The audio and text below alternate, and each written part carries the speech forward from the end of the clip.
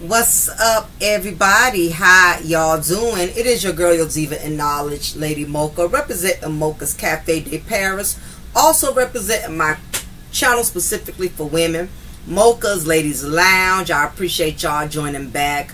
I felt that I needed to do a part 2 since my audio was not that clear on the first one, and you know, I really wanted to redo that. I thought I owed it to all of you who support my channel and who respect my craft. I don't like sending y'all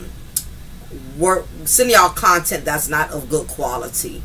And I thought I had a lot of essential information in that upload. The problem was the audio was not on point, so you know, I know it was a struggle listening to that. But anyway, we're doing our part 2, right? Diddy's downfall from grace part 2. So it's a couple of things I want to do some clarity on, and there's also been some updates regarding Diddy's situation. So just to kind of put y'all up on game, the most recent is he did try to go back and appeal it for a second time. The first time he requested, well, he had asked if the judge would consider giving him a bond, and of course the first judge was like, absolutely not.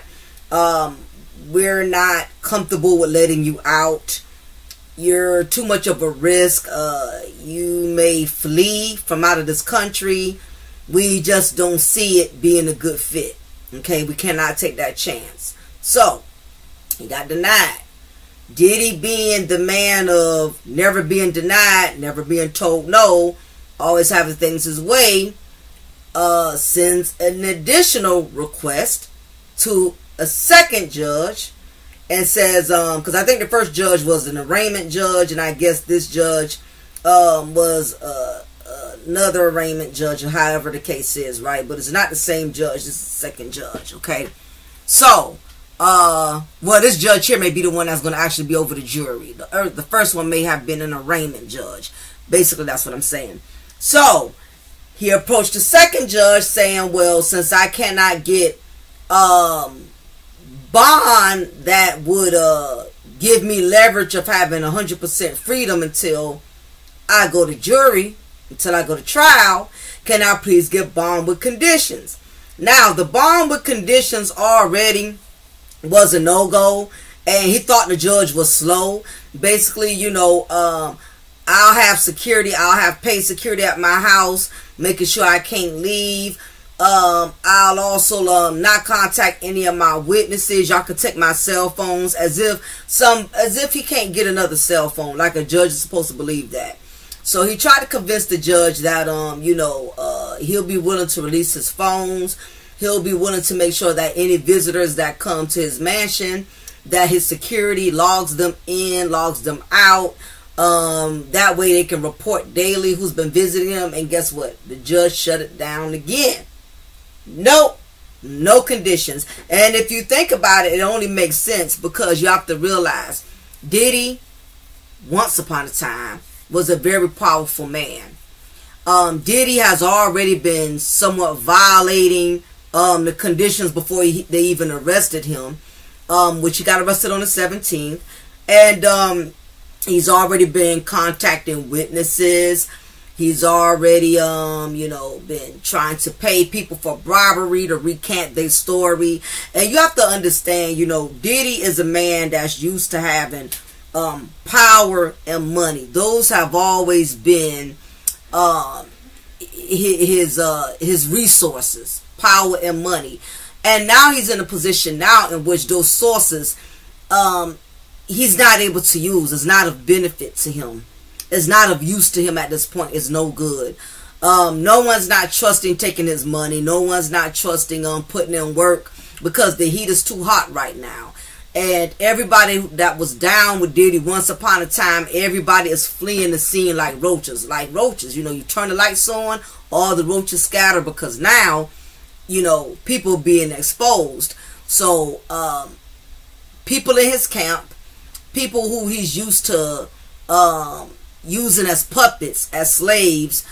He no longer has access to these people now. So he's basically 100% on his own. And again, everything he has tried at this point has not been successful. He tried to bribe the judge, the first judge, with $50,000. She wasn't going for it. And then I heard he tried to bribe again, up the price to $75,000. So you have to realize, Diddy is using these things because that's all he's ever known to do. He's never really had to use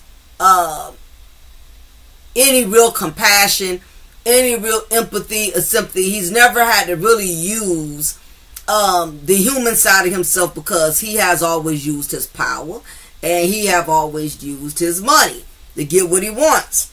So this is where we at right now. Diddy has been denied for a second time, so he is not getting out, period.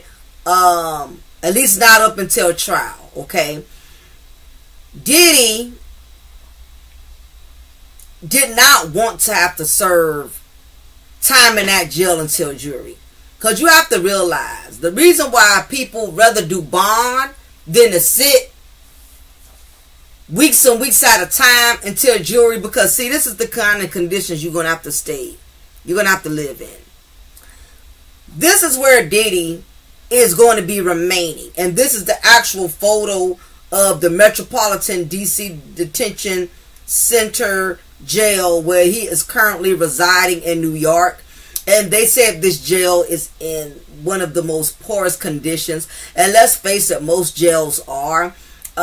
These wardens, the state, they don't take the money and invest in these jails to where these inmates can have a better, more comfortable, at least healthy, I don't want to say comfortable, because prison is prison, right? Jail is jail, right? But at least more fit, suitable conditions.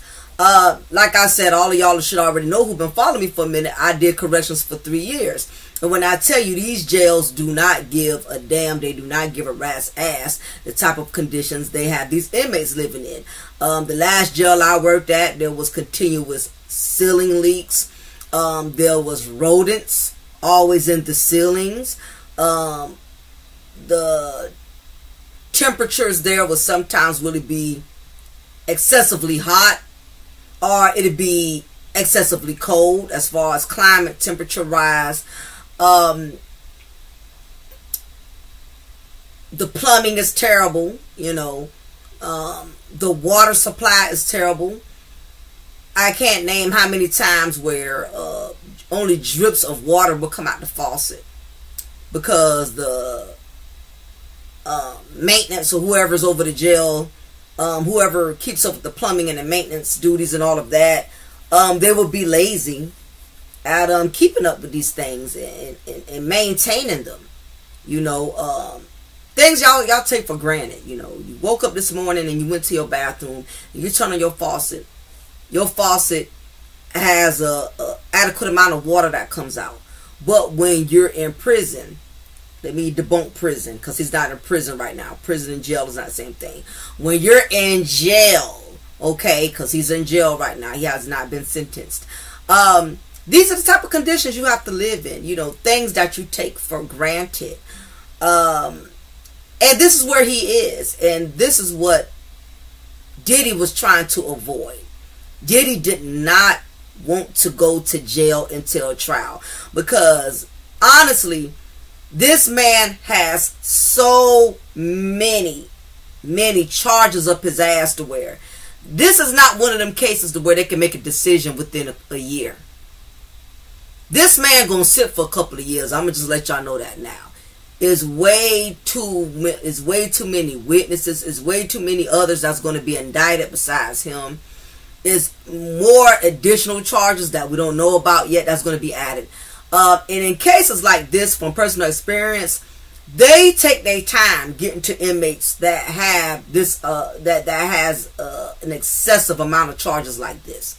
There's just way too much for them to have a clean cut decision. It's way too much that has to be uncovered. This case has to be dealt with like a fine tooth comb. they're going to have to comb through so much bull crap to where there's just no way he's going to get sentenced right away. This man may be sitting for 2-3 years, even longer, before they make a decision. The only thing they will probably will do is have grace, and however long he sits there, they're going to put it towards his sentencing. Okay, so if he sits there 3, 4, 5 years, it's not going to be for nothing. It's going to count towards, you know, whatever they sentence him. So if he sits 5 years and they decide to give him 20, which I feel like they're going to give him more, he'll serve 15 when he's actually transferred to the prison. Okay, so this is what he wakes up to every morning. And Diddy is sitting in this confined position right now, and you could only imagine mentally what he's going through. And when you're sitting in this cell, those 4 walls tend to get smaller and smaller every day. They close in on you every day. It's a very, very unpleasant situation. It's a culture shock. And if you think you can handle it, like I said in my part 1, go to your bathroom, go to your closet, and sit in there for a whole week. Only come out when you have to use the bathroom. Don't use your phone. Don't go to your refrigerator. None of that. Have somebody prep your food, your tray, and bring it to your closet. And you don't get to choose what you want. Okay? You only eat a certain amount. You only are entitled to 3 meals a day other than your commissary. So Diddy is sitting in here angry. He's furious, and I'm going to let you know, he's not furious with the things that he has done to other people. He's not furious about how he has abused and misused his victims. He's not angry about, you know, all of the things that he has done that has caused him to be landed in this predicament in the first place. Let me tell you what he's angry about. He's angry about the people who turned on him. He's angry about the victims who stood up for themselves. He's angry about the fact that his money, people he tried to bribe, nobody is, you know, giving in to his demands. He has not taken no accountability for this, because if he did, he would not be trying to get out of the situation by getting bond. When a person knows they have to take accountability for their actions, they will accept whatever cards are dealt to them. They're not going to try to buck the system. They're not going to try to get around or avoid the consequences to their actions. And again, you have to realize this has a lot to do with Diddy is used to having yes men. He's used to having soldiers. But I can't even say soldiers, because soldiers will stand up for what they believe in. He's used to having slaves. Diddy had a lot of, not employees, I'm going to say this, not employees, not workers, not an entourage. He had a lot of slaves that he held in captivity. Only difference in this instant was slaves did get some type of monetary gain. His slaves did get some type of monetary gain. Okay, his security guards, his, you know, his maids, whoever, you know, and granted the fact a lot of people are trying to wonder why all of these people are coming out now. Why everybody has so much to say now. Why nobody came forward when Diddy was doing all of these things. Why is everybody speaking now? Why everybody's come out the woodworks? Well, you have to realize now that Diddy is incarcerated, the threat is gone. The threat is gone. Now everyone feels safe. And let's not mention people are trying to get a money grab too. But you got to realize Diddy had people in slavery that also had the same mindset as him. They was greedy. They was about $1 too, which is why they dealt with Diddy's shenanigans and why they became close to him, because they had greed as their motive too. And now that the greed king, the king of greed is incarcerated, they want theirs too. You know, in many instances, you attract your own kind. So that's why everybody's coming with all these lawsuits. You know, the only one, you know, I give a pass to as far as a lawsuit is Cassie, because Cassie was abused and she had proof of her abuse. So it was more than just a money grab in her situation. And let's say if it was a money grab, just based off of that footage that went viral, nobody even cares at this point. Okay? It's warranted to her. She deserves to cash in off the devil. Okay? Diddy the Devil himself. Diddy the Devil the Diddler. Alright? So, this is why everybody's coming forth now, because the threat is gone. Okay? And you have to realize Diddy had a lot of people on his payroll. And once you get used to living a certain lifestyle, you don't want to go back to spam sandwiches. You don't want to go back to poking beans and rice with hot dogs, right? So, a lot of people seen, witnessed, observed, and even participated in the Diddy demonic deeds, because they too was benefiting in some form or another. Let's just keep it 100. Everybody ain't a victim. But that's besides the point. The courts don't care about whether if these people participated voluntarily in these freak-offs or not. They're looking at the fact Diddy is this black multi-billionaire man. We're going to have to take him down because it's just, he's too much of a threat at this point. And black men by nature are already a threat, right? Which is unfortunate. This is why the majority of black men get unalived by police, and you know, before they could even like really defend themselves, because it's already this stereotype that black men are a threat to somebody's safety and well-being. And we know this is not always the case, but that is a stereotype that black men have been cursed with, just like black women are cursed with the stereotype. You loud, you obnoxious, and you know, you're always angry. So we all are given some type of labels, unfortunately, that our color and our gender has basically tarnished us with, right? So Diddy is already perceived as a threat. So even though there may have been people who knowingly agreed to participate in these festivities, the courts and the system is not going to look at that. They're looking at the color of his skin, and they're looking at all of these charges, right? And let's face it, when it comes to sex trafficking, that is not nothing to be played with. That's a very, very serious, heinous offense, right? But let me get back into the situation of which I was talking about. While all these people coming forward, because the threat is gone, he's incarcerated now. They don't have to worry about Diddy, you know, sending his goons. Diddy's not in a position to retaliate right now.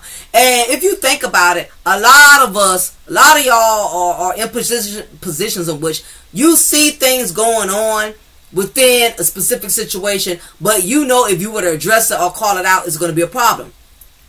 A lot of y'all probably work on jobs, okay? I know when I was working as a correctional officer, I seen a lot of shady things take place in that jail with other officers. But because I did not want to lose my job, I did not want to become targeted, I allowed a lot of stuff to slide. Things I knew that was dead wrong, I'm like, you know what? That officer shouldn't be doing that. That officer should not be, you know, retaliating against that inmate. A lot of stuff I saw, but I knew the moment I said anything, it was going to bring me problems. And when I did say things, it did bring me problems. When I started having issues with certain officers abusing their authority over me, and I reported it, they began to target me more than the actual officers who I reported was doing the undercover, conniving, malicious things they were doing to me. You know, overbooking my schedule, overbooking my work schedule, out of retaliation because I reported what you did to me personally. Not what you did to other inmates, not what you did to other people. I'm reporting what you're doing to me. So you're doing malicious stuff, like you're having me to come in and do 12s instead of doing 8 hours, but you're letting everybody else do 8 hours. You're denying me to not take certain days off, but you're letting everybody else. All of these things simply why? Because I reported you. And this is the reason why, just an example, why a lot of people saw things out of pocket with Diddy, but nobody wanted that smoke. And this is the thing. The few people who did report Diddy, who did get lawyers, who did, you know, try to get law involved, no lawyers would take any cases pertaining to people coming for Diddy. No law enforcement officers in New York wanted to investigate or look into any situations that was reported involving Diddy. Diddy had the whole city on lock. Nobody wanted that smoke because they know they would get canceled, right? So same thing. If you are a nurse on your job and you see the doctor is illegally overcharging patients, insurance, you know, doing a lot of conniving, you know what I mean, unlawful, unethical things, you know it ain't right. But at the end of the day, you have a family you got to feed. You got utilities that have to be paid. You got a car note. So all this big talk about everybody should have said something back then, nobody was going to say anything. The man was a threat. A lot of y'all are working for people right now. And you ain't going to say nothing about that with that CEO, that supervisor, that manager, because you don't want that smoke. The moment you say something, you become a target. And this is why so many people kept their mouths shut for so long. But it was only a matter of time. People been calling out. Saloin, the psychic lady, she been called it out. And I don't do psychics, I don't do witchcraft, I don't do none of that stuff. But if somebody prophesizes something and it comes true, I got to give, I have to give respect to that. You know, it is what it is, right? Also, Cat Williams, you got to tell Diddy no. This been going on for a long time. Just there was no way possible. This man had a strong army. He had a lot of handlers. He had goons. This man had way too much power. You know, and in order for people to feel safe, you have to get rid of the tyrant. Diddy was the Goliath in the industry. He was that demonic giant in the industry. He had a lot of pull. He had a lot of authority. He had sabotaged people's careers. He had sabotaged people's characters and reputation. Anybody who has never complied with Diddy's demonic deeds, they would get castrated.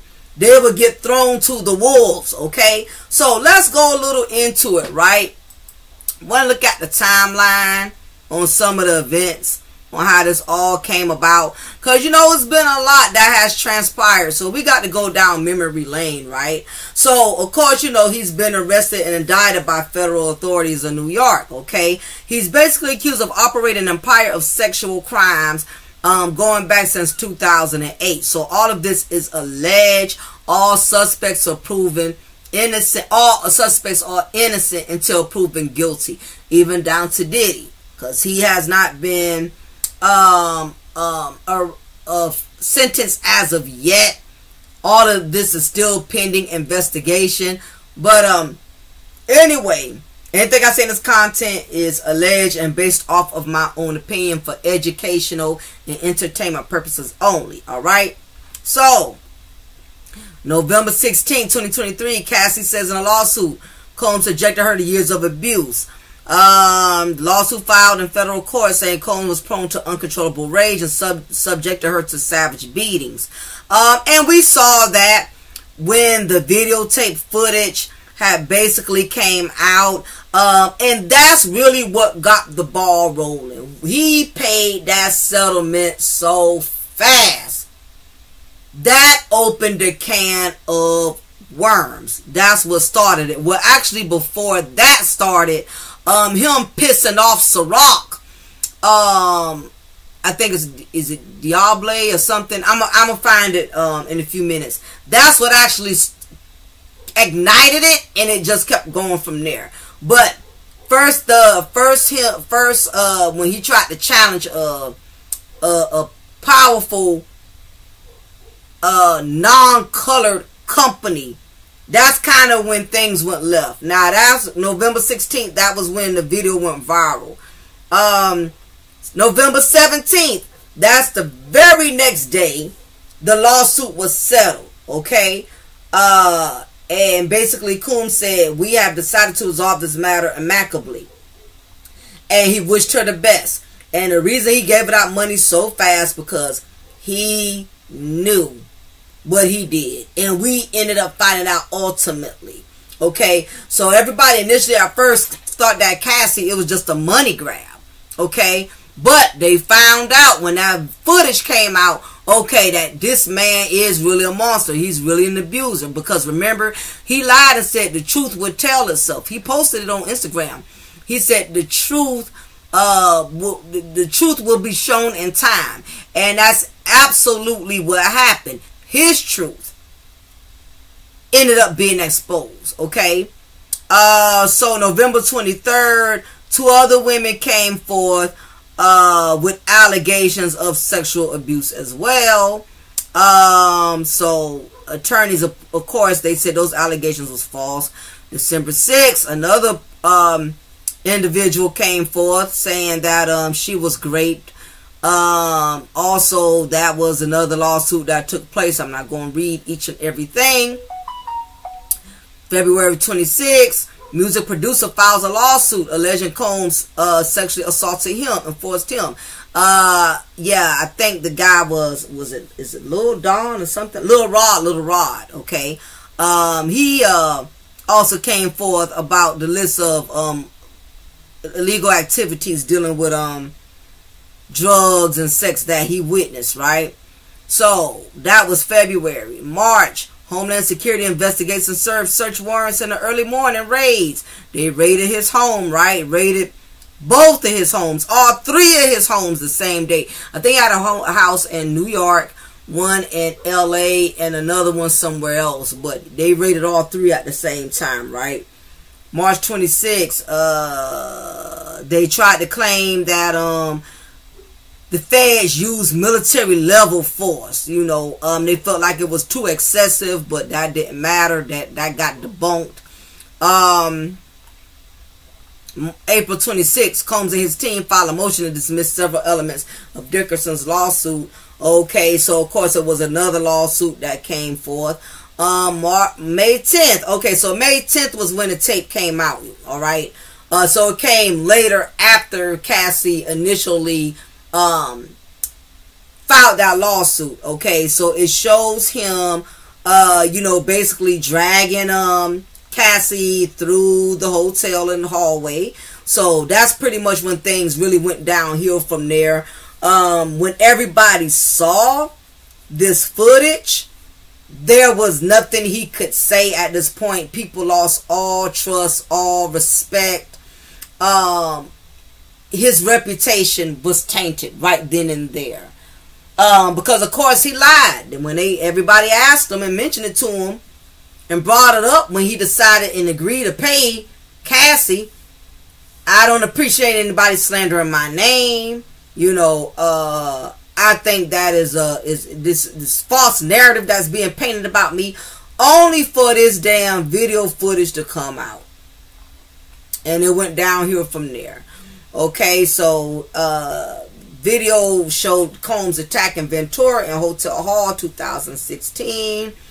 Of course, he tried to pay $50,000 because, again, Diddy is used to using power and money to take the video, to hide the video. And the video still got leaked to this day. Nobody really knows how that happened, but it got leaked. It just goes to show Diddy's now seeing, I'm sure more so than anything, in those 4 walls. He didn't have the power and the money like he thought he did that was going to cover his lies for the rest of his lifetime. He ended up getting exposed, and that's when he lost all his brands. That's when he pretty much lost a lot of sponsors and businesses, his clothing apparel, all of the, he had to drop down as CEO of the television network Volt. It just was one loss after another. He was taking one L after another. Then March 19th, after he already lied and said people are just trying to sabotage his character and damage his name. Then the video come out. Now he wants to give an apology, which at this point, it fell on deaf ears because you wasn't even honest from the beginning. He basically gives this soap opera, scripted reality TV apology, how he takes full responsibility for his actions in the video. He was, excuse me, he was disgusted then when he did it. And we all know he was not disgusted. He was disgusted that he got caught, basically. Okay. Furthermore, going to August 26, 2024, Cole Masters, a federal judge, thought the February lawsuit from the music producer, because lawyers say the suit was overrun with tall tales, legally meaningless allegations, whose intent is to only generate media hype and exploit it to extract a settlement. September 11th, going to the more current events, that's when Diddy is sued by singer 𝓜𝓸𝓬𝓱𝓪'𝓼. In the case describing years of psychological and physical abuse, she was in the group Danity Kane. She was on Making a Band. Diddy's representatives accused Richard of making an attempt to rewrite history by manufacturing a series of false claims. So basically, another lawsuit in which the plaintiff is being made out to be a liar. And so far, everybody that Diddy has tried to make out to be a liar, everyone who he has implied is giving false allegations, have proven themselves. But nevertheless, go on. September 16th, Combs is arrested on Monday night at the Manhattan Hotel after a grand jury indictment. Combs' attorney says Combs planned to make arrangements to turn himself in, but he was arrested first. So this is what really caught him off guard, y'all. He was not prepared to have to go in a day early. So you could only imagine mentally how this has really, you know, impacted him. Nevertheless, September 17th, indictment against Combs is unsealed. Describes him as the head of the criminal enterprise that engaged or attempted to engage in sexual trafficking, forced labor, interstate transportation for purposes of prostitution, drug offenses, kidnapping, arson, bribery, and obstruction of justice. So the reason it's sealed, y'all, because if they were to include the names on those who are in conspiracy, in adjunction to these allegations, it's going to open the floodgates. We are going to see a lot of celebrity names, pastors, singers, rappers, executives. It's gonna open a can of worms. That's why they had to keep it sealed. It says he engaged in a persistent and persuasive pattern of abuse towards women and others, including physical violence, in order to fulfill his sexual desires, protect his reputation, and conceal his conduct. So y'all, he basically got denied bond again. Again, he tried to bribe the judge the first time. Then he tried to do the add his own stipulations, and like I said earlier, they wasn't going for that, right? So I don't need to repeat that point. I already told you about that. So what is going on with Diddy behind the bars? Okay. So FYI, if you did not know, this is where Diddy the Devil is currently being held, and actually is residing incarcerated with what's the name of this prison? I mean, not prison, jail. This is the Metropolitan Detention Center. Okay, this is the current jail in which Diddy is currently residing, right?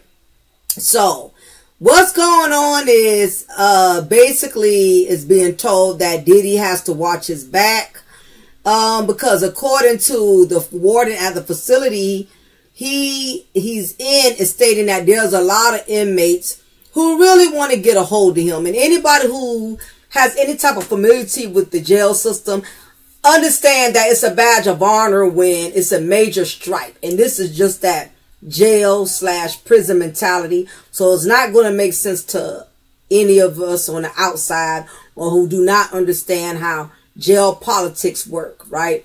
So anytime you have a big star, anytime you have somebody of high prestige and status that enters into the facility, it is a badge of honor to get a hold of that individual and actually bring harm to them. Inmates want to be known for something big. They're big on status and credibility, because that's what you have to live off and survive off of, being known as, you know, the inmate that basically got a hold of Diddy. So they're definitely keeping a tight eye on Diddy. Now, I will say this. I don't think there's a chance that any of the inmates in that jail are going to be able to get in touch with Diddy. And the reason I say that is because, for one, the jail does not want to risk a liability. As an officer, we were trained, you always protect inmates at all costs. Now, does this always happen? Absolutely not. Do officers do their job to protect inmates? Absolutely not. Officers can't catch everything. They can't be everywhere. But because of Diddy's status, they're most likely, that jail is going to do everything within their power to make sure that nothing happens to him. Now, Epstein was not so lucky. But because of the way of the world, unless Diddy decides to unalive himself, they are going to want to keep him alive, because they're going to want to nail him to the cross like they did R. Kelly. They want to make sure he gets what's due to him. Epstein, it could have probably been one of those things where somebody had mercy and wanted to take him out of his misery. You know what I mean? He probably was the shot caller of that. You know, probably got somebody from the inside. Hey, I mean, it has happened where you have people who will send other people to do their dirty work and unalive them because they don't have the courage to unalive them. Now, I've seen a movie, one of those, it was based on a true story where a man knew he was going to do a life sentence in prison. So what he did was to set it up so his family would be able to get money in off his insurance and all of that. What he did was he paid a hitman to knock him off. Told him what time he was going to be home. Told him, you know, what house which room in the house he was going to be in, because he didn't want his wife and he didn't want his children hurt. And he knew he was going to go to prison for life. So he paid somebody to off him.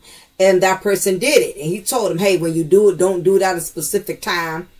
Don't tell me what time you're going to do it. Just come and do it. You know, don't anticipate me. Which to me is crazy work, to pay somebody to off you so you don't have to spend life in prison, and your family could collect off your insurance money. Well, unfortunately, it didn't work out that way because the insurance, I forgot what happened, but somehow, somewhere they found out how, you know, he was unalived.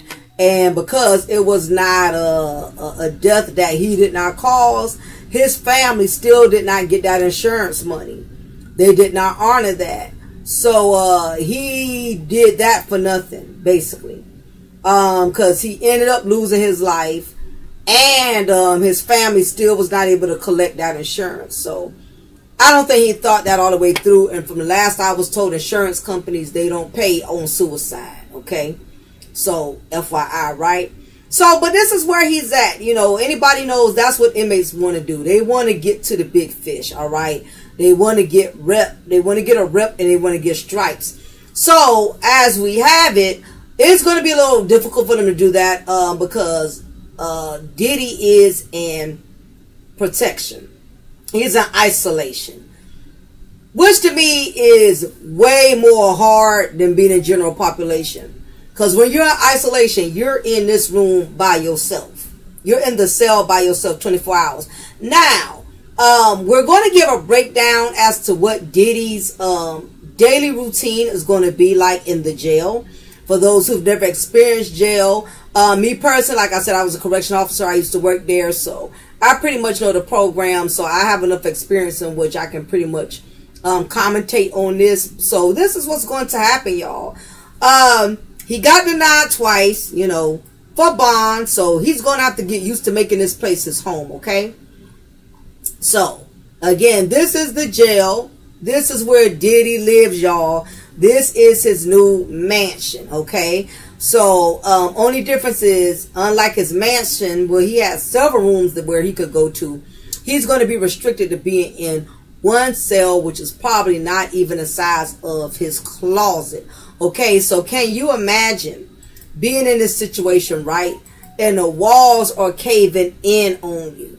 Because, trust and believe, when you are in this cell every single day, those walls tend to get smaller and smaller. This man is used to luxury. He's used to space. I thought I had blocked them. Let me see. Mute this, because I don't need these notifications. Yeah, so anyway,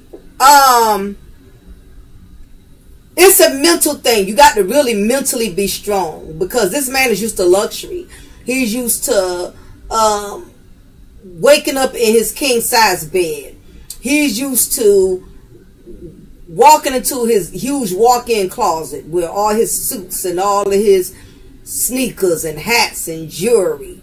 To have to give all of that up, you know, he's basically going to be treated like the average inmate, except he's going to get more protection than the average inmate, and not because they like him or favor him, but because he is a celebrity and he's a star. Now, the reason why Diddy was fighting so hard not to have to be in jail until the jury trial, because for one, they push back dates a lot. Okay, when it comes to the judicial system, I've witnessed inmates over and over constantly having to deal with their court dates being canceled. And the reason because of that is because sometimes the cases get so overloaded, in which they don't always have time to get to each and every offender to try their case. I've seen guys told on the day of court that morning, you're not going to go to court today.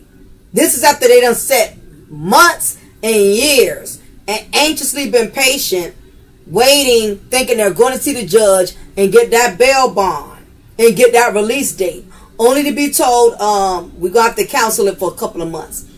This is very frustrating. Anybody who's been in a situation, who's been incarcerated before, can tell you nothing is more frustrating than to get a court date and they cancel out on you every time it gets near. This happens a lot, and guess what? No one absolutely has any control over it. So Diddy's in jail, and the thing about it is there's nothing else there to comfort him. You can't smoke weed in jail. You can't pop pills in jail. You can't have access to alcohol or anything. There's nothing to soothe your mind, and that is really what makes people go crazy when they in those walls, because you have to deal with your reality, and that's why the penal institution system, they intentionally created jail to be a small, confined, isolated place, because it wants you to mentally deal with your actions. Okay? You're alone with your thoughts. All you have is memories, thoughts that replay over and over in your mind. Not only that, you're worrying about everything on the outside. In Diddy's case, he's worrying about his children. He's worrying about his houses. He's worrying about his mother. Things you don't think about every single day, now it means everything to you. All that time you didn't give your children, now you're thinking about them. All that time you didn't give your parents, your mother, your father, you're thinking about them. All that time you had to complete all kind of projects, everything starts to come to you because there's no distractions. Now, another thing I wanted to show y'all was when his sons, speaking of his sons, when they went to court and he got denied that second time, just to look at the expression on their face, y'all.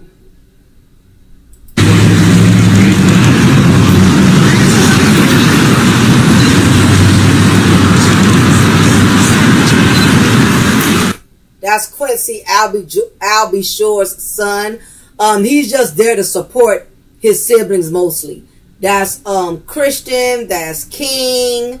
I don't see any of the daughters, and righteously so. You know, females can't handle a whole lot. You know, they can't. It would have been too much for them emotionally. So understandably, that his daughters was.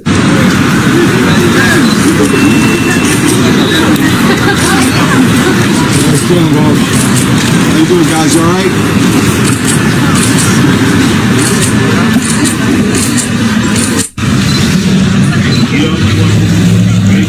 So basically, y'all, you can tell that they are lost. They look defeated. And all jokes aside, Diddy is their dad. Okay, that's their father. We know him as Diddy the Devil, Diddy the Snake, the Diddler. We don't know him in the fatherly sense. This is his children. And unfortunately, when your parent is in this kind of situation, you got to realize too, they don't have their mom anymore. So at least not the ones he had from Kim, right? You know, it's a harsh reality check that they have to adjust to this new journey, and it's a lot. The only thing I'm grateful for them is that they are adults versus being children. So that's the only, if I can say, if I think of something positive, at least they were grown. They are grown. They are adults. Not to say that they still don't have compassion and feelings for what their dad is going through, but it would have been worse if they were children, right?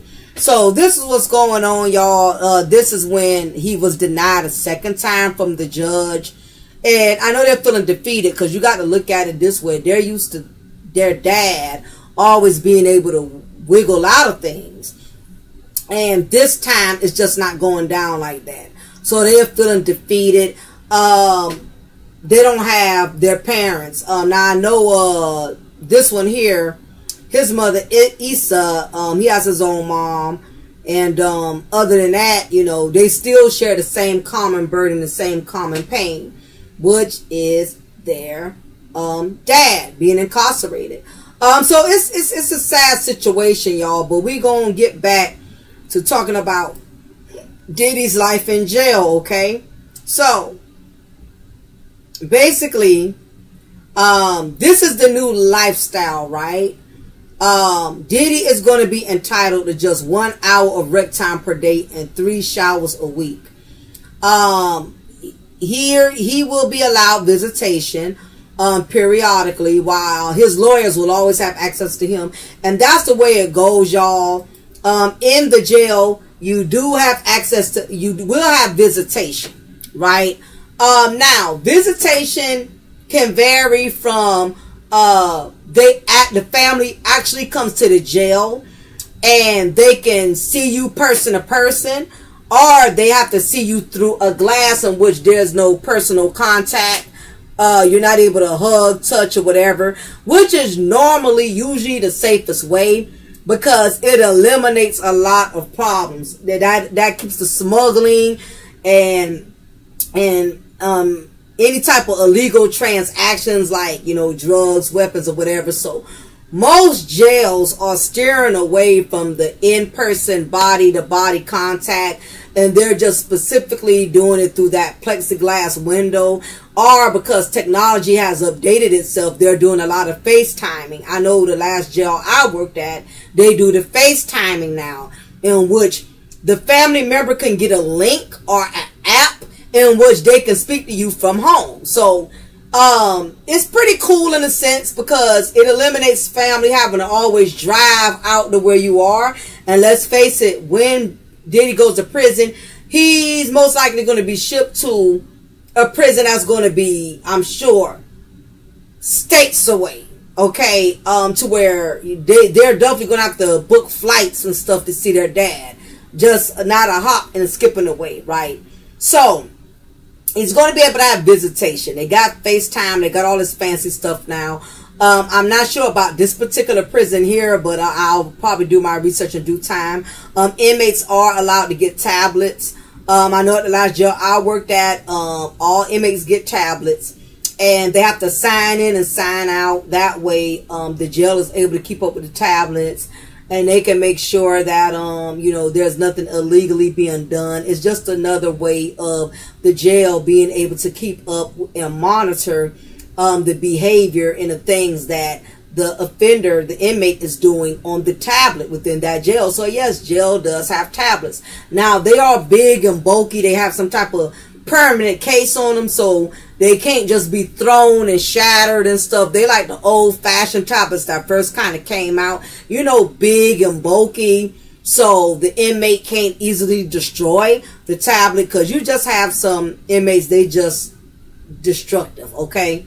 So basically, he's going to be able to have visitation. He's going to be able to have rec time. He's out for an hour. What is rec time? Rec time is you can do what you want to do in rec time. You go shoot hoops. You can go make phone calls. You can go take an extra shower if you want to. You can do your commissary request on your kiosk. You can do all of that, but you got 1 hour to make the best of it. Do anything dumb, do anything stupid, they can't take away your rec. You can't get rolled up and lose your rec time. Inmates hate that, because that means you basically going to hold 24 hours with no rec time. In many instances too, inmates have lost rec time because something stupid that happened within that unit.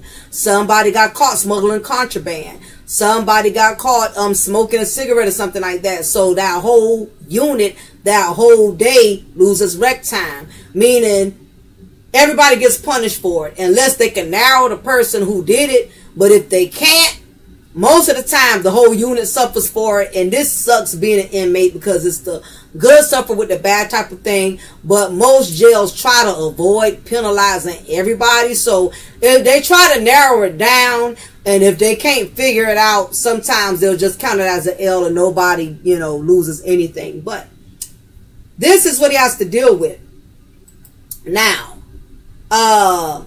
he's going to receive a 6 a.m. wake-up call, at which time he will need to make his bed, mop the floor, and generally keep his cell clean. This is a normal routine, right? Inmates do have to keep their cell clean, okay? If they don't, they do get written up. It's more than just giving the inmate something to do. It is to eliminate having to have bugs,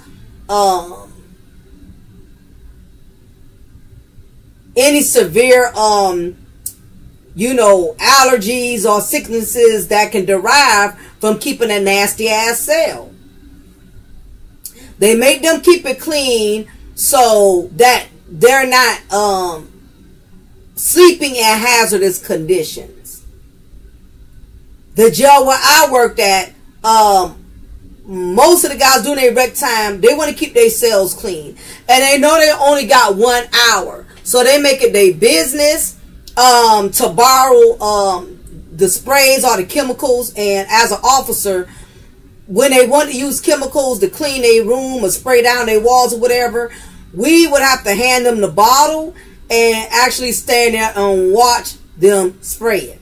Okay, because if you didn't, inmates will put it in the cup and throw it on you as an officer when you're doing security checks. It's just too much of a liability, you feel me? So, but we do have to give them supplies to clean their cell. Or some jails are different. Some jails have it to where only a trustee, which they don't call them trustees anymore because they can't be trusted. An inmate worker is the only one that can go in a cell with the supplies and clean it, which is a better method if you ask me. It eliminates chemicals from being passed around.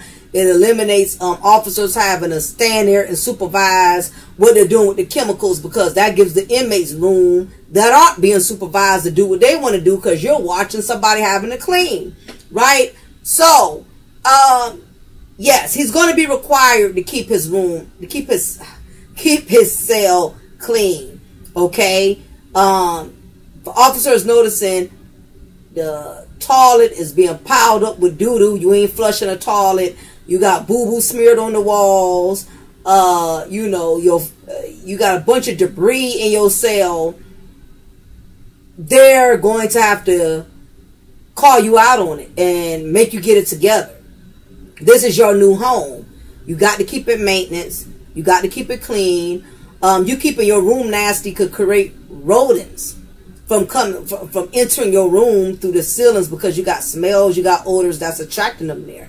Jail is already not in the best of conditions, but you worsen the problem when you got a bunch of candy wrappers and you're not putting them in the trash.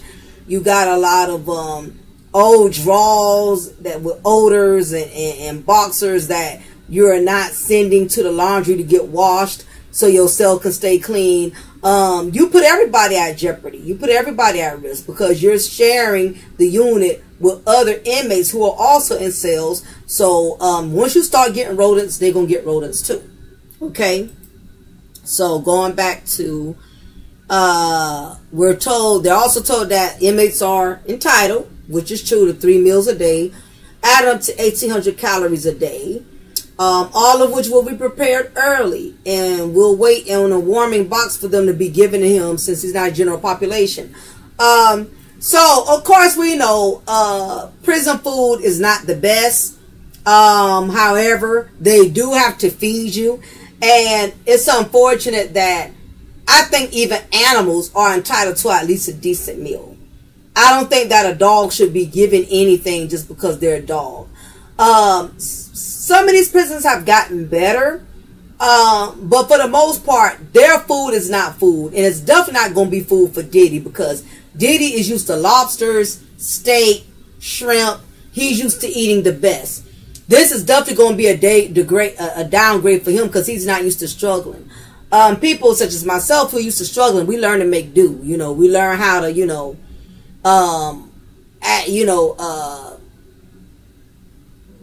butter up our grits that don't have no salt in it.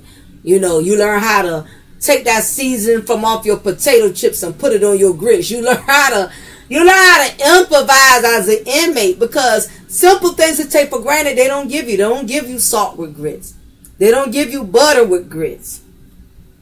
They don't give you pepper. You know, they give you that one sausage patty. You got to try to make that one sausage patty stretch. So what you do is you crumble it up in pieces and put it in your grits to kind of fill you up. You know what I mean?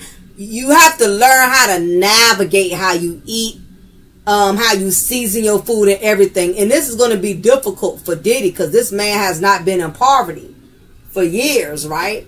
So that's going to be a big thing, having to adjust to that food. Long as the jail feeds you, they don't care if it's top tier food or not. Diddy has access to a commissary where he can buy smaller goods like candy, coffee, tea, cheese, and also larger items like sweatpants, sneakers, and the radio. So that'll be the good thing for Diddy, is that he does have money on the outside, so he'll be able to get better commissary. Now keep in mind, the commissary list is the same for all inmates. There's not no special commissary list for celebrities in any jail. Okay, there's no top tier commissary based off of how much money you make and who you are. Only difference is he'll be able to probably most likely get a little bit more. Like the average inmate can get like $60 worth of snacks. Diddy may be able to get up to $500. Now, keep in mind, the way jails work, they don't care how rich or how much money you make. You're only allowed to receive a certain amount of commissary per week. Okay?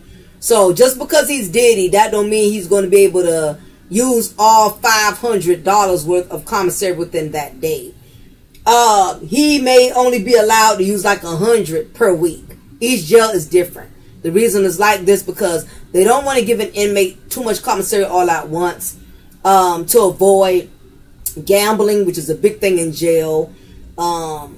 Inmates are always selling or trading commissary. And sometimes when one inmate doesn't hold up their end of the deal and take one inmate commissary and don't pay up on it, it causes fights. It causes a lot of drama. Listen, commissary is like a woman between two men. It causes a lot of messiness. Okay? Like you don't want to share your woman with anybody. You don't want to share your commissary with anybody. It gets really messy. Ninjas don't hold up their end of the deal. So all of this, okay, I'm going to lend you 3 chips and I'm going to lend you some coffee, and you just owe me a phone call, and you don't get that phone call. It causes problems, because now you got to prove that you can't let nobody punk you and take advantage of you. So now as an inmate, you're going to have to prove that you're not weak. And you're going to have to put the pause on that inmate, because if the other inmates find out that you let an inmate get over not paying you back for the chips and beef jerkies or whatever and honey buns that you lent, they're going to look at you as weak. They're going to look at you as soft. So they're going to start trying you. They're going to be snatching your commissary, taking your commissary. You got to constantly prove that you are not a pushover in jail. So how will the prices go on the commissary list? Believe it or not, the shit you could buy at the Dollar Tree store, they're going to charge you more in jail, more in commissary. And usually it be the same size as you get kid size snacks.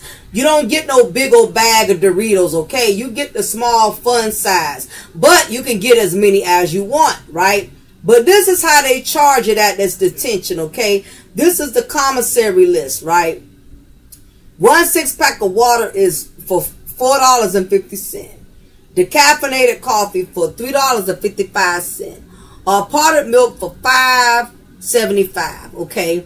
Powdered milk is probably be better than whole milk, because a lot of these jails, they don't keep up with the dates on the milk. I know the last jail where I worked at, they never kept up with the dates on the milk. So in many instances, inmates would be getting milk that was expired, that would be sour. Not only that, they don't really keep them well refrigerated. Many times when we would do chow and we would have to serve, you know, breakfast, lunch, or dinner. Well, more so talking about breakfast this time. The milk would be warm, you know. So, and sometimes the coffee would be cold instead of hot. Little things we take for granted. His whole life is just going to just transition. It's not going to be nothing like he's used to it being. So powdered milk. Also, y'all, they don't sell condiments like pepper, salt. Well, yes, they do.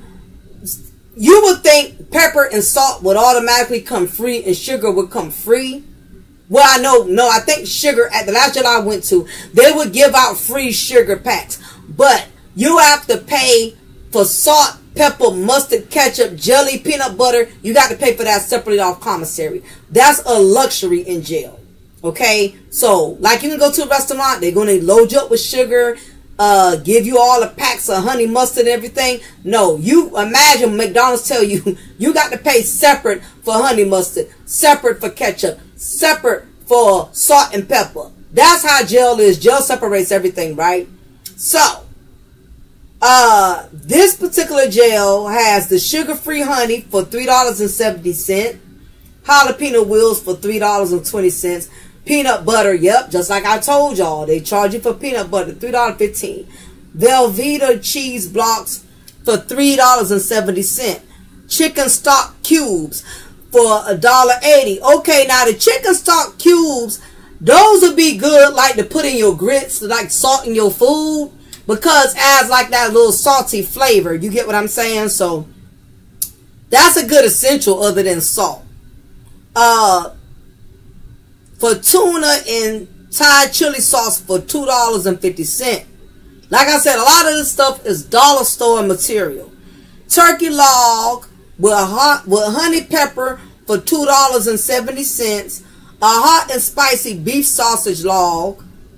Y'all know that's like the beef jerkies. That's what that is. You know, the little beef jerky tubes for $2.55.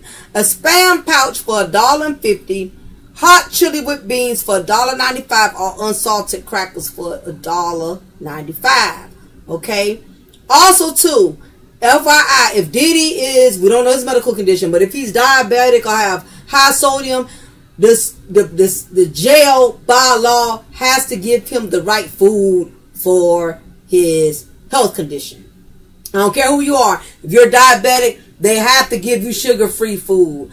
If you have high cholesterol, they have to give you low sodium food. Okay.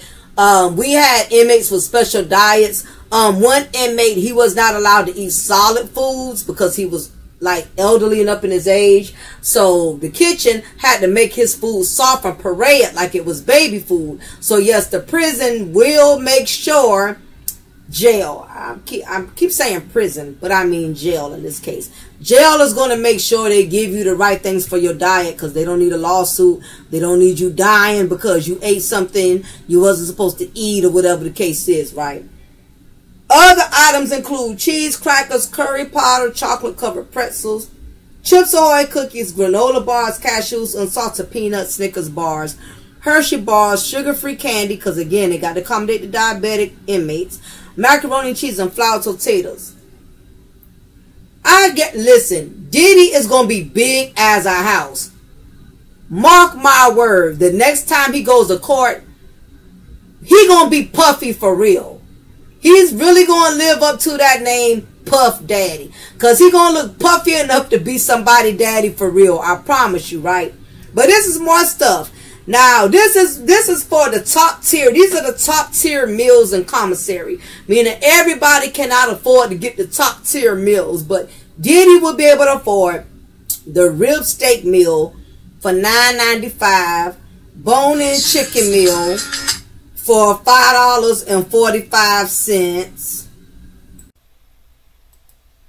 Also dark chocolate bar for $2.25. He'll also be able to stock up on clothing items too. Diddy can buy sweatshirts for $16.15 or thermal pants for about $8. He can listen to the radio by purchasing a player for $15.60 or buy New Balance sneakers for $55. Other items include body wash, soap, razor, hair brushes, and other maintenance items. Diddy can also buy rosary beads for $1.50. Now, let me explain a little bit more about commissary, right?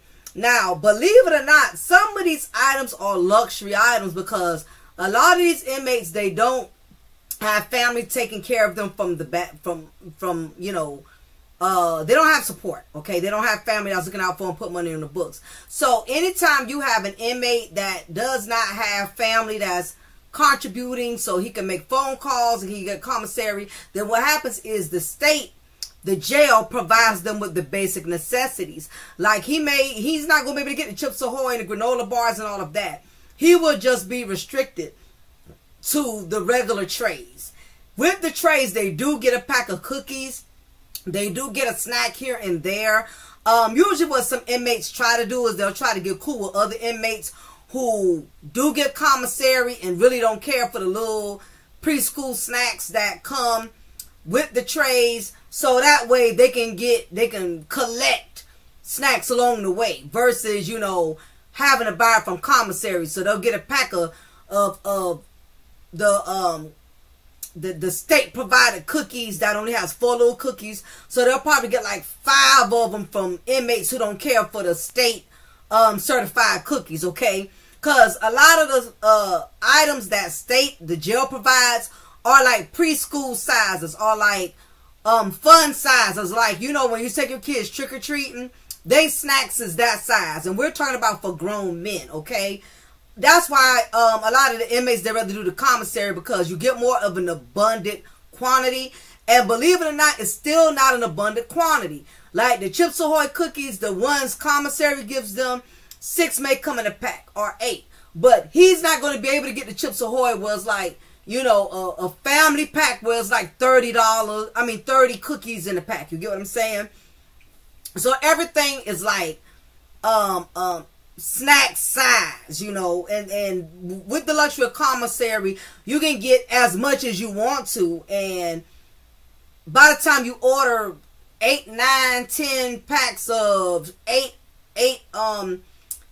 pieces of 8-pack cookies and all of that, you'll have the same amount you would had you bought a whole pack out the grocery store. You get what I'm saying? So anyway, this is what he's going to be expecting, right? The state only provides like 2 pair of boxers, 2 undershirts, and flip-flops, you know, and 1 pair of sweats, 1 with a sweatshirt top. It basically gives you the minimum, okay? Just enough to survive off of. Which after a while it sucks, right? Because if laundry is getting done once a week and you only got like 2 pair of undies, 2 pair of undershirts, and it's time for the inmates to collect, you have to wear the dirty pair for about a week until, you know what I mean, till laundry is collected on Sundays. I know when I had worked with the inmates, we would collect laundry, I think, every Thursday or something like that. Just once a week, right? Because too many inmates. You cannot do it 2-3 times a week, once a week. So it's imperative that you at least have like 3 or more. That way you can rotate and not be stuck wearing the same drawers for a whole week until, you know, laundry is brought back to the unit, and then you can switch out and put on some cleaner, more comfortable items. You get what I'm saying? So, but we know, listen, Diddy's not going to have that problem, right? Period, point blank. He's going to be able to get everything he needs, you know. And they used to let the inmates get radios at my jail where I worked at, but they stopped that, right? And they stopped that because, let me come out of this ad. They stopped that because the inmates was taking the batteries out of the radio, and they was doing something, or like attaching them up to the plug when they would come out, because there was not plugs or sockets in the cell, but they was somehow, some way, like mess with the wires from the headlights in the cell, like the overhead lights that you turn on and turn off, and somehow they would remove the covering from that headlight and take a wire or something and attach the battery to it, and that's how they would smoke. So because there was so much smoking going on in the cells, what ended up happening was we had to stop the radios. And, you know, that pissed off a lot of inmates, because some of the inmates was not doing that. You know, they was using the radios the correct way to listen to their music, because you need something to keep your mind sane. You get what I'm saying? Music has a way of taking you away from stuff, right? So, especially the older inmates, because they don't be doing all that stuff, right? But these younger inmates, they mess it up for everybody, right? So, we had to collect all of the radios, because they was taking the batteries and doing other stuff with it. Then we had to collect all of their batteries, and that was sickening, because they would hide them, and you would have to do what's called a cell extraction, when you go in the cell and basically rip apart everything. When you smelled the room, smelled the cell smoking up, you could smell smoke residue and stuff like that. But this is all that comes with the lifestyle that Diddy is going to have to be accustomed to or adjust himself to as an inmate, okay? Like I said, the one privilege he has is that he's not going to have to share his space with somebody. Having to share a cell, that's where it's always conflict, because you have to worry about another inmate stealing your stuff, stealing your food, trying you in your sleep, and God forbid if you're an older man and you got to share your cell with a 20-year-old knucklehead who thinks he can talk to you disrespectfully all kind of way. You don't get to choose your cellmate, which makes it very unbearable. But in Diddy's instance, he don't have to worry about that. So he's fortunate on that part. But the downfall is he has no one to talk to. Most inmates will tell you they would rather be in general population any day than to be in isolation like Diddy, because your time goes by so much faster when you could play cards with other guys. You could shoot hoops. Y'all can watch TV together. Where he is, he's not going to have that luxury. It's not even going to be a TV where he's at. he's not going to have anybody to play cards with to do rec. Now, when he does to go do rec, right, he's going to be by himself. He's not even going to be able to do rec with other inmates because he's a high-profile celebrity. He has a high-profile case. So his rec is going to consist of him walking around in circles in a small cage outside, or he may have the benefit of being able to walk on the average size basketball court, you know, where the inmates shoot hoops, but he's going to be by himself. They're not going to let him shoot hoops or spend time with nobody to help him get through his time. The most conversation he'll have is if a guard is doing their rounds and passing by and a guard holds a conversation. I know me, I used to hold conversations with the inmates. I actually had like talking to them and made my day go by faster. You know, the ones with common sense, the idiots, I'll be like, hi, bye, and keep it moving. But every once in a while, you know, you talk and you hold conversations. Of course, you can't be so in a holding conversation of where you're getting distracted and not doing your job. But that's as close as to getting any type of conversation. So, y'all, I want to show y'all some other things, right? Because they have really been cutting up on Facebook. They've been throwing a lot of shade, you know what I mean? So I want to share some funny things with y'all. I'm like, you know what, I got to share this with my people because I know a lot of y'all don't do social media and stuff. But I wanted to share some memes. Let me tell you, they have been on a meme roll, okay? It's been Diddy meme marathon, starting with this one. They took this from New Jack City. Check this out, y'all. Who are you talking about, Mr. Brown? What they? They. Look at it. 𝓜𝓸𝓬𝓱𝓪'𝓼. That's right, the educated brother from the bank. He's the real head of the CMB, the brains behind the whole thing. I told you, this thing is bigger than Nino Brown, and I got a list of people. If I'm going down, I'm taking a whole lot of people. Who are you? Now, peep it right. Look how they made Nino Brown look like Diddy. Look how they made Kareem Akbar, the one that played as Christopher Williams. Look how they made his face look like Jay-Z. Look how they have Cat Williams face as Scotty the detective. Check it out one more time, y'all. Y'all should be able to peep the message behind this, and I'm explaining it in a minute, but I had to explain that to y'all in case you didn't peep it. Let me play it one more time. Are you talking about, Mr. Brown? What they? They. Look at it. 𝓜𝓸𝓬𝓱𝓪'𝓼. Jay-Z. That's right, the educated brother from the bank. He's the real head of the CMB, the brains behind the whole thing. I told you, this thing is bigger than Nino Brown, and I got a list of people. If I'm going down, I'm taking a whole lot of people. In other words, they saying, look, Diddy about to snitch on everybody. Let me tell you something. You can have all the big chops in the world, what you not gonna do, but listen.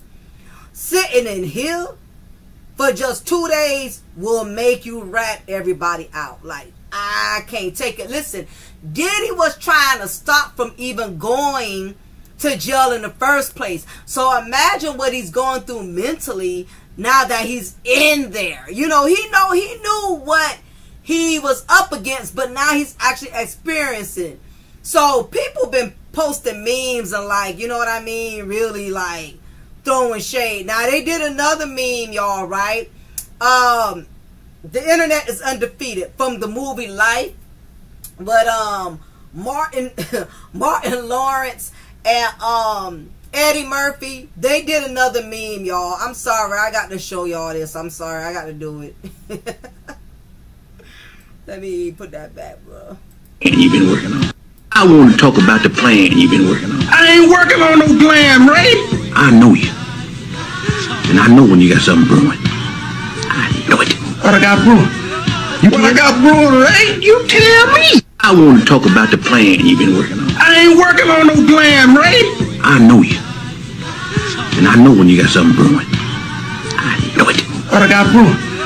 What I got brewing, Ray? You tell me. I want to. Now you notice that's R. Kelly. They morphed R. Kelly's face into the character of Eddie Murphy, and that's Diddy. Talk about the plan you've been working on. I ain't working on no plan, Ray. I know you. The internet is undefeated. I got some old things to show y'all, right? But let me play this for y'all. Now, a lot of y'all may or may not know Uncle Luke. He used to be part of the group 2 Live Crew. Rest in peace to Kid Fresh Ice Fresh Kid. I forgot how to say his name. And rest in peace to Marquise. But Luke is still one of the original pioneers of the group still living. Now, Uncle Luke was kicking some facts, okay? Some actual factual, right? I'm going to share some of this with y'all because he is basically going to drop some gems on how Diddy got caught up in this situation to begin with. So let's just go ahead and play this right quick, y'all. Other names. I don't want to call no other names on it because I don't want to be getting no viral moment on this bitch where they video my shit and have me on the shade room and everywhere other fucking room. Think about what I'm getting ready to say to you all. When you sign up to these major companies, these major corporations, and they make you a billionaire, and you're doing all kind of wild shit around them and all kind of wild shit with them, and they make you a billionaire, they feel like they made you. They feel like they made you. So when you go rogue and you get to the point where you go to talking that shit about suing them and acting like and talking all that wild shit about you this and you that and you suing them and they treating you some kind of way, and when you go rogue, them people coming. Now let me pause this, right? Just so y'all got some clarity on this. This ball with Cassie started rolling when Diddy tried to sue 𝓜𝓸 and 𝓜𝓸𝓬𝓱𝓪'𝓼, the owner of I guess 𝓜𝓸, or I don't know if these are owners who own 𝓜𝓸 or if they own how can I say it? I don't know if they own 𝓜𝓸 or if they own the company who is over 𝓜𝓸, okay? That part I don't know. I'm not up in that world or that industry to know how that goes, right? But what started it was, like I said, a lot of people don't understand. Billionaires don't become billionaires by themselves, okay? It was people who put in work. It was people who was graceful enough to give you an opportunity to look out for you and help you to build your success, okay? I don't care what billionaire says, I did it all by myself. I made this all happen alone. You got help from somewhere. Somebody took a chance on you. Somebody invested in you. And the worst thing you can do is when you have figured you've reached your level of greatness, now you think you can spit on the people who helped you to get there. That's what Luke is saying. You got to realize Luke is part of the industry, and he knows that when you try to challenge the top dogs, the dogs that built you and created you, you open a can of worms and you become a liability. Now the funny part is, the very thing that they doing to Diddy has done that to anybody he has ever made successful. All his artists, all of these you know, people who he brought on board that helped them to get to where they are. He did the same thing. As soon as he felt like Biggie was going to leave him, Tupac was causing too much, you know, tension to the point to where he felt like it was going to mess up his money, he exterminated them. Anything that's a threat, anything that became a problem to Diddy, he exterminated them. Well, isn't it ironic that when Diddy started becoming a problem to 𝓜𝓸 by telling these Clorox top tier community, hey, I don't appreciate how y'all are not advertising my products like y'all doing the white man or the white woman. These white folks, y'all representing their brand. Y'all elevating their brand. And because I'm a black man, you not elevating my brand. The worst thing you could do is criticize a company and use the race card as a way to gain leverage and to have your way. That's what Diddy did. He got beside himself and he challenged the white man, which was top dogs in the industry that had a lot of pull. He thought he became bigger than the people who actually built him. But I'll let Uncle Luke keep on schooling y'all.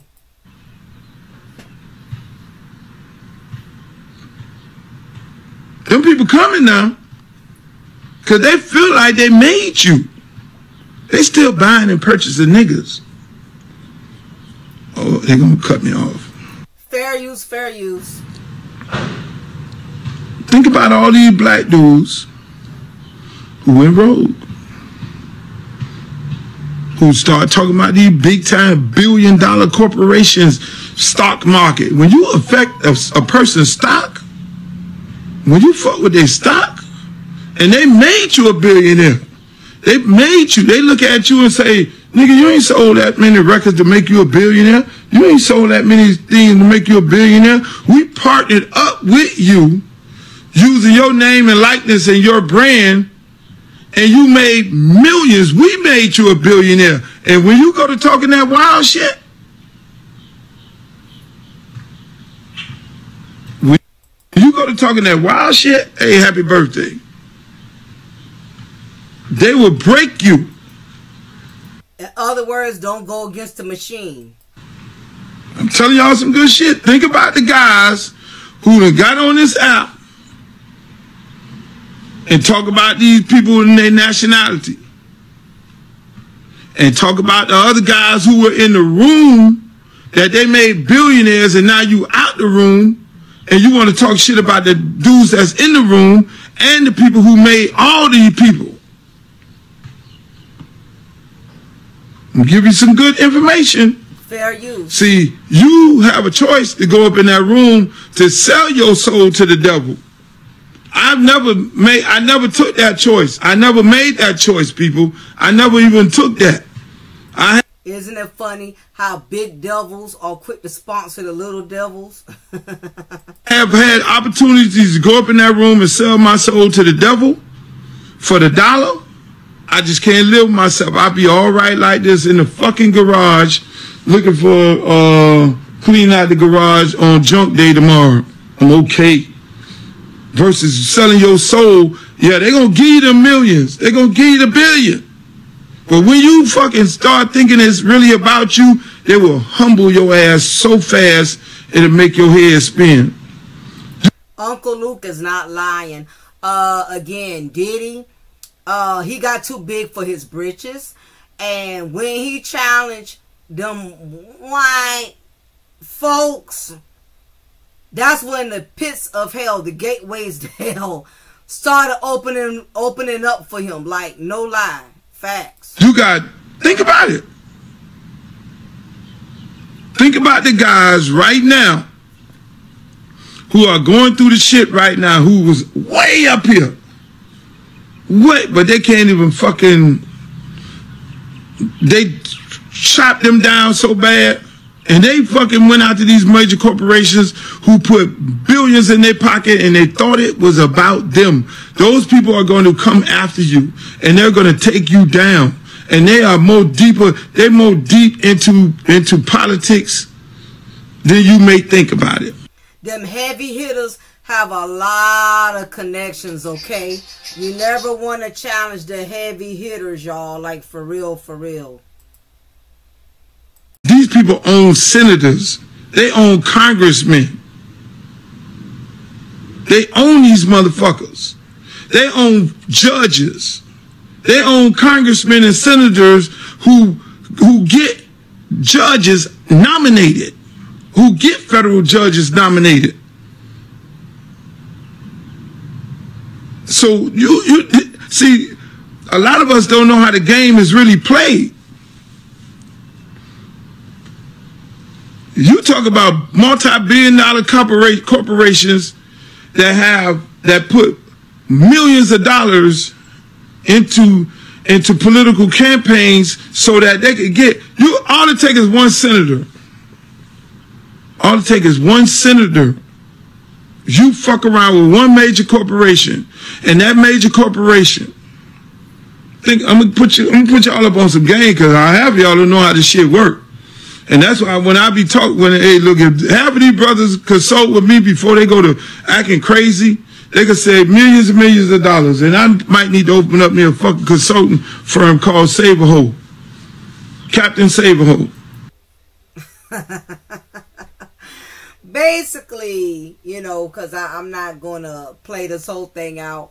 But like Uncle Luke was saying, man, you got to be careful how you challenge the big dogs. Even if the big dogs, they give you a plate at their table, it does not give you the right, if they serve you a certain dish and it's a dish that you don't like, now all of a sudden you done got too bougie to eat the plate that they serve you, because you done become too comfortable at that table.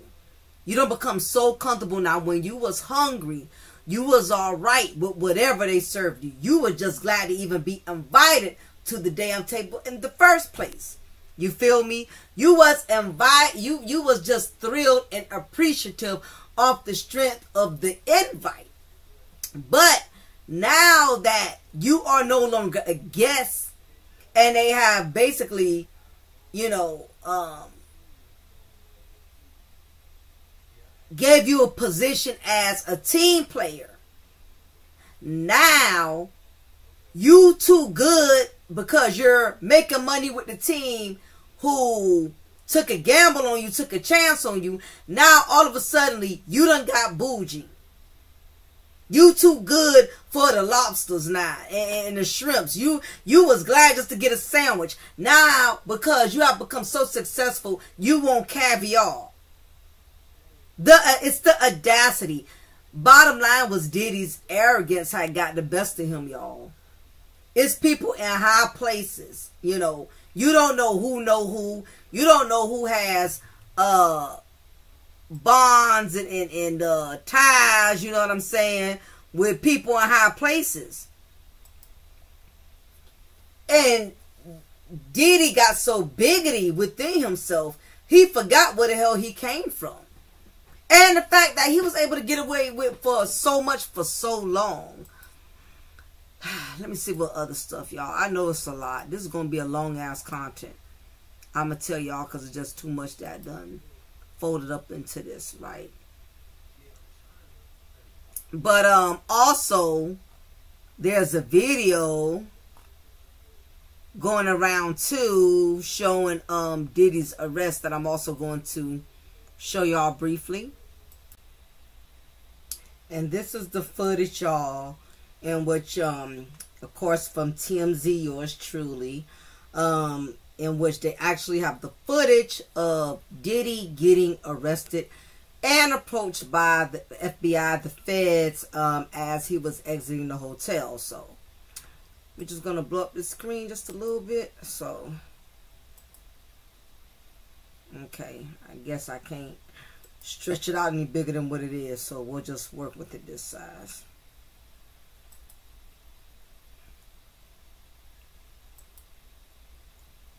Video has no sound. That's Diddy right there. And that's the feds who basically start walking them out. Again, this is the feds. You can tell Diddy has cuffs on. His hands are behind his back. He's being escorted out of the hotel. Of course. It's a large hotel, so they're going through another entrance, another exit. So you can see reality is definitely, this is a culture shock for him. He was not prepared. He did not expect that arrest. All right, so I'm going to stop it right. Okay, there's more? Okay, wait a minute. All right, I guess this is the, okay, now they're coming out the main entrance. Okay. All right, so I'm going to leave that there. Okay, so as y'all can see, this is really real. The state, the feds, the liability of the witnesses, not to mention all of the other people who participated in the festivities with Diddy. It's too much at stake right now for Diddy to be out in the open and still have access to the public. It's too risky. These charges are too severe to take any chances. There's no room for error. And the feds know this. This is the reason why they're coming in strong. They could not prepare him. You cannot prepare the devil, okay? It's just too much at stake. Too many witnesses, too many lives, too much evidence that has yet to be produced. It's just way too risky. Diddy is a high risk factor. This man still has access to money. He still has access to goons. And this had to be done. So while everybody's around here talking about y'all trying to take the black man down, what about Epstein? What about these other white people? Guess what? They got taken down too. So the race card, y'all can miss me with that. But basically, I'm going to go ahead and shut it down because this video I know is already going to be over an hour and 30 minutes. I had to break up a lot of parts. I kept getting interrupted like crazy. So I'm most likely going to do a Diddy's Downfall from Grace Part 3. But I just want to at least share this with you about the process of him being incarcerated, his mental state of mind, and basically the type of treatment Diddy can expect as an inmate, as a prisoner. We're going to go more into talking about how it's going to affect and impact his children. I definitely want to get on board with that because, again, everybody is so fixated on the case, but at the same time, it's a lot of people that are going to get hurt behind this. His children, the mothers of his children, the ones that are still living. So we got a whole lot to touch upon. So I don't want to flood your brain and overpack your brain with any more information. So we're just going to shut it down from here. Make sure y'all hit that like button. Again, I'm going to post this on both channels. I think that's what I'm going to do. I'm going to post all of the Diddy's Downfall Mocha docuseries on both channels, so I can kind of make sure that all of my subscribers on both channels are keeping up. So please, if you can, hit that like button. Also, by the way, I am collecting proceeds to get a better microphone. Anybody who wants to donate, if I could at least get $5 from 40 subscribers, that will get me to my goal. I'm trying to get a mic for $200. I'm not trying to be too big time and get one for no $1,000, $2,000. So I have $15 so far. Let me also give a shout out to the individuals that gave me my donations before I shut it down, y'all, because that's only right that I do that. So let me put that up there. Okay, so I'm just going to say their first name. I'm not going to say their last name because some people may be very particular about their information. Shout out to Kanisha B for the $10 donation.